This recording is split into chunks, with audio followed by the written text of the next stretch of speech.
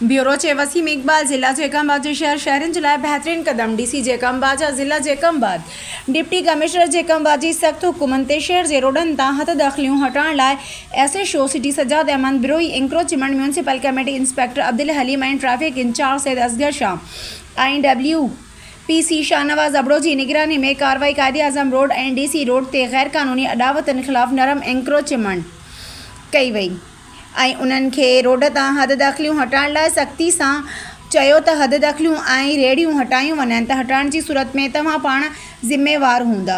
ज़रियनि मूजिबि शहरनि जो चवणु आहे त शहर में अञा ताईं केतिरा ई रोड आहिनि जिन ते कब्ज़ो कयूं वेठा आहिनि, जिन में Habib Chowk Khan Kotia road, tower road, Kotia Shikarpur road, Adam Khan Pawa road, Imam medical centre road शामिल आहिनि।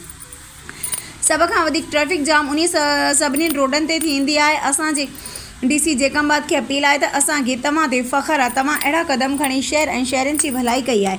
बाक़ी रहियल सभिनी रोडनि तां बि हद दाख़िलियूं जल्द खां जल्द ख़तमु कयूं वेंदियूं।